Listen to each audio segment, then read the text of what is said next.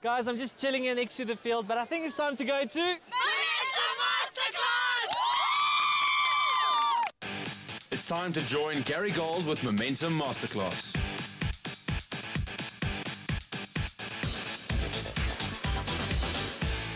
Welcome to Momentum Masterclass. I'm Masego Mapunyani, and as always, I'm joined by assistant Springbok coach Gary Gold.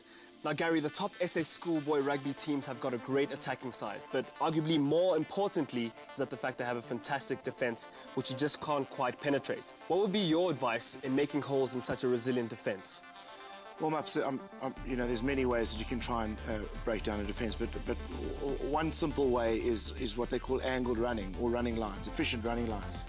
Really, the principle behind that is that you run efficient angles that outfox the defence, and in doing so, hopefully open up a hole and get the defence to break their pattern of defence, and ultimately creating some space. This year in Momentum Masterclass, we've got the use of Steve McIntyre, former conditioning and skills coach in the Springboks under Jake White. Yeah. What Steve is going to do for us now is he's going to take us through a drill that shows the difference between what a switch pass is and what a pivot pass is. Great exercise that you can use in a warm-up, and you can create some continuity as well. Okay, Steve, we've had a really interesting question from one of the coaches, as I've discussed earlier in studio. The question is the following.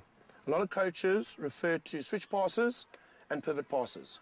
Guys, do you think you know the difference between a switch pass and a pivot pass? What do you think it is? Okay, that's why we got Steve here. Okay, Stevie, tell us the difference between a switch pass and a pivot pass. There's a big difference between a switch and a pivot. The switch is when you actually bring the ball back on the inside variably and the pass takes place on the outside of the shoulder. A pivot is when you continue to play the same way on attack and you pass off the inside of the shoulder. So what we're going to do now, Gary, very simply is run through the pivot and the switch so that everyone can see exactly what the two differences are and then progress it from there. Okay, you guys ready? Okay, let's go. Switch! Finish it. Okay, get ready for your next one. Have a look at the pivot. Okay, when you're ready, off we go.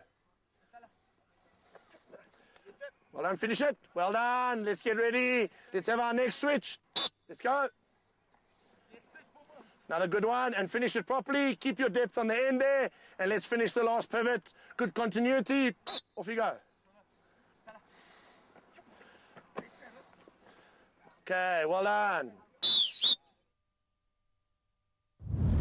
Okay, Steve, have you seen with the guys over there? We did the switch and we did the pivot. Very well demonstrated by the guys. What are we trying to achieve by using a switch, and what are we trying to achieve when we use a pivot? Verbally with the switch, you're trying to bring the play back on the inside, fix the closest defenders to the ruck, because the switch is usually plays quite close to the ruck to set up phases, or to create little holes on the inside to which you can exploit. The pivot generally is fixing the defence slightly wider and increasing space on the outside by creating a scenario where you're getting overlaps occurring on the outside and the phase play continues in the same direction. Well, I hope that in-depth look gave you enough information on the difference between a pivot and a switch. If you want to see that again, you can go into FNB TV on YouTube, or FNB Classic Classes fan page on Facebook, or fnbclassicclasses.co.za. Next week, we look at part 2 on how to make holes in an efficient defence. This masterclass was brought to you by Momentum.